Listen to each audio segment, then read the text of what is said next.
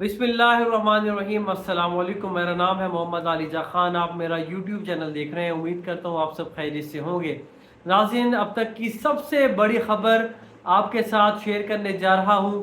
गुज़िश्ता 3 माह से Iran America मुज़ाकरात कभी मसल से किए जा रहे थे, कभी मुज़ाकरात की बात की जा रही थी, कभी धमकियाँ दी जा रही थी, कभी नरम लहजे में बात की जा रही थी। लेकिन अब जिसे कहते हैं ना कि बिल्ली थैले से बाहर आ गई है और अमरीकी सदर डोनाल्ड ट्रंप ने अपना हकीकी चेहरा दुनिया के सामने आया कर दिया है।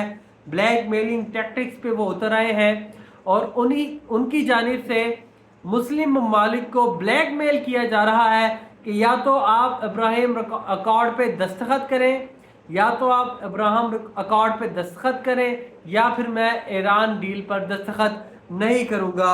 उन्होंने एग्जैक्टली क्या कहा है वो मैं आपके सामने रखूंगा, लेकिन एक जुमला जिसमें सब कुछ वाज़ेह हो जाता है वो ये है कि it will only be a great deal for all और नो डील एट ऑल। यानी कि या तो ये सब के लिए एक अजीम डील होगी, सब इस पर दस्तखत करें, या फिर कोई डील नहीं होगी। ये अमरीकी सदर डोनाल्ड ट्रंप ने वाज़ेह कर दिया है। और पाकिस्तान का एक प्रिंसिपल स्टैंस है इसराइल के हवाले से। पाकिस्तान इसराइल को तस्लीम नहीं करता। अब्राहम अकॉर्ड को यूएई ने तस्लीम किया हुआ है, लेकिन सऊदी अरब ने तस्लीम नहीं किया और दीगर मुस्लिम ममालिक ने तस्लीम नहीं किया। ट्रंप कह रहा है, दबाव डाल रहा है कि आप इब्राहिम अकॉर्ड पर दस्तखत करें तो मैं ईरान डील पर दस्तखत करूंगा। उसने एग्जैक्टली क्या कहा वो मैं आपके सामने रखता हूँ। उसका यह कहना था कि इस्लामी जमहूरिया ईरान के साथ मुज़ाकरात अच्छे अंदाज में आगे बढ़ रहे हैं, या तो ये सब के लिए एक अजीम मुआहिदा होगा या फिर कोई मुआहिदा नहीं होगा और फिर दोबारा महाज जंग, गोलाबारी, बल्कि पहले से ज़्यादा बड़ी और शदीद लड़ाई होगी। यानी कि जंग की धमकी भी दे दी है कि पहले से बढ़कर हमले होंगे और कोई भी ऐसा नहीं चाहता। ये उन्होंने कवर अप करने की कोशिश की। मजीद कहते हैं कि हफ्ते के रोज़ मेरी सऊदी अरब के वली अहद शहजादा मोहम्मद बिन सलमान, मुत्तहिदा अरब अमारात के सदर मोहम्मद बिन जायद अल नहयान, कतर के अमीर शेख तमीम बिन हमद अल सानी, कतर के वज़ीर आज़म मोहम्मद बिन अब्दुर्रहमान बिन जासिम बिन जाबिर अल सानी, वज़ीर आला अस-सऊदी, पाकिस्तान के फील्ड मार्शल सईद आसिम मुनीर, अहमद शाह, तुर्किया के सदर रजब तैयब एर्दोगान, मिस्र के सदर अब्दुल फताह अल सीसी, उर्दन के शाह अब्दुल्ला दोम और बहरीन के शाह हमद बिन ईसा अल खलीफा से मुज़ाकरात के दौरान बात हुई। मैंने कहा कि अमेरिका की जानिब से इस इंतहाई पेचीदा मसले को हल करने के तमाम ऑप्शंस पर गौर किया जा रहा है। कोशिशों के बाद कम अज़ कम इन तमाम ममालिक के लिए ये लाजमी होना चाहिए कि वो बैक वक्त इब्राहिम मुआहिदों पर शामिल हों। यानी कि अमेरिका बहुत कोशिश कर रहा है। अब आप तमाम मुस्लिम ममालिक पर भी लाजिम है कि वो बैक वक्त इब्राहिम मुआहिदों पर भी शामिल हों।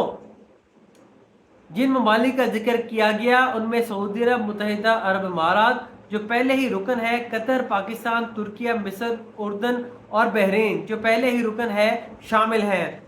मुमकिन है एक या दो मुल्क के पास शामिल होने की कोई वजह हो, शामिल ना होने की कोई वजह हो। यानी कि इससे पाकिस्तान की थोड़ी आप कह लें कि बचत हो सकती है। जो मानी खेज जुमला है उसने कहा कि एक दो ममालिक के पास शामिल ना होने की कोई वजह हो, क्योंकि पाकिस्तान तो वाज़े कर चुका है दुनिया के सामने को जब तक फ़लस्तीन का कोई हल बाकायदा नहीं निकल आता और वो वाला हल जो फ़लस्तीनियों को काबिल कबूल हो तब तक वो इसराइल को रिकगनाइज नहीं करेगा। तो इस पर पाकिस्तान के लिए इस जुमले में स्पेस नज़र आती है। मज़ीद वो कहता है कि लेकिन ज़्यादातर ममालिक को तैयार और आमादा होना चाहिए कि वो ईरान के साथ इस तस्वीर को एक तारीख़ी वाक़या बनाएँ। इब्राहिम मुआहदे में शामिल ममालिक मुत्तहिदा अरब अमारात, बहरीन, मराकश, सूडान और कज़ाकिस्तान के लिए माली, इक़्तिसादी और समाजी लिहाज से ज़बरदस्त कामयाबी साबित हुए हैं। हत्ता कि जंग और तनाज़ात के इस दौर में भी उन ममालिक ने कभी इन मुआहदों से निकलने या तवक़्क़ुफ़ का इशारा नहीं किया। एक तरह से दीगर ममालिक को लालच दे रहा है कि जो मुल्क इसमें शामिल है उनको बहुत फ़ायदा हुआ। उसकी वजह यह है कि इब्राहिम मुआहदे उनके लिए बहुत फ़ायदेमंद रहे और आइंदा सब के लिए मज़ीद बेहतर साबित होंगे। اور پہلی بار مشرق وسطیٰ میں حقیقی طاقت اور استحکام اور امن لائیں گے۔ یہ ایک ایسی دستاویز ہوگی جس کا احترام دنیا میں کسی بھی معاہدے سے زیادہ ہوگا۔ اس کی اہمیت اور وقار بے مثال ہوگی۔ ابراہم اکارڈ کی پوری دنیا کے سامنے یہ ستائش کر رہا ہے، اس کے فوائد بیان کر رہا ہے اور لوگوں کو قائل کرنے کی کوشش کر رہا ہے، خاص طور پر مسلم ممالک کو، کہ اس کے بے پناہ فوائد ہیں اور یہ سب سے زیادہ قابل ستائش اور قابل وقار قسم کا دستاویز ہوگا۔ انہوں نے کہا میں نے جن عظیم رہنماؤں سے بات کی ان میں سے کئی اس بات پر خوش ہوں گے کہ جیسے ہی ہمارا معاہدہ طے پائے اسلامی جمہوریہ ایران بھی ابراہیم معاہدوں کا حصہ بن جائے۔ واہ، یہ واقعی خاص بات ہوگی، یعنی کہ بلی کے خواب میں چھچڑے، یہ خواب میں ایران کو بھی ابراہم اکارڈ کا حصہ بنا چکے ہیں۔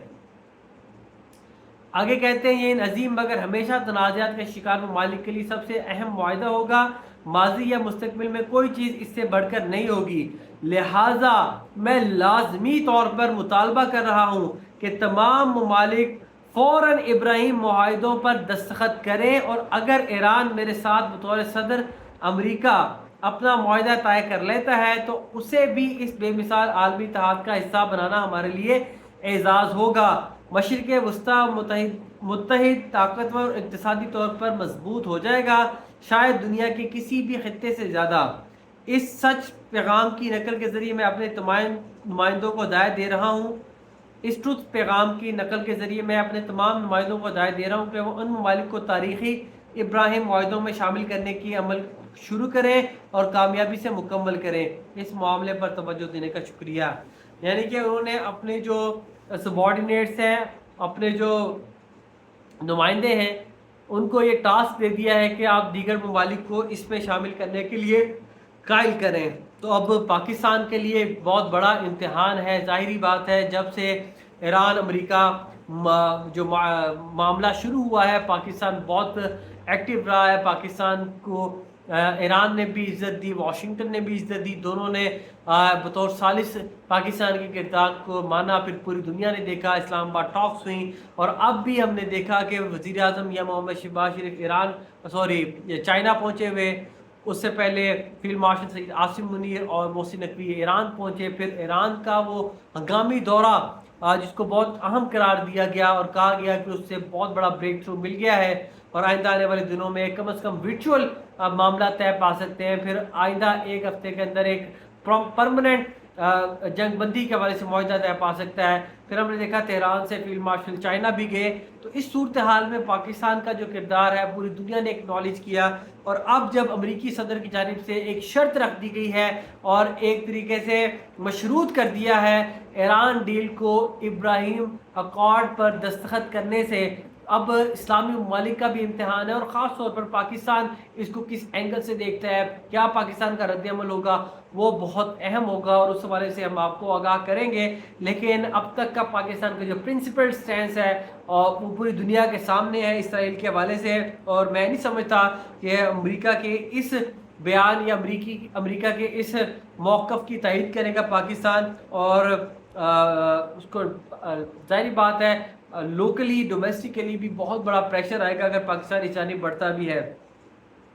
ساتھ ہی ساتھ میں تھوڑا سا آپ کے ساتھ شیئر کروں، عبدالباسط صاحب سابق سفیر رہ چکے ہیں پاکستان کے ہندوستان میں، انہوں نے کہا ہے کہ cat is out of the bag, Trump wants Muslim states to sign Abraham accord before he signs Iran deal.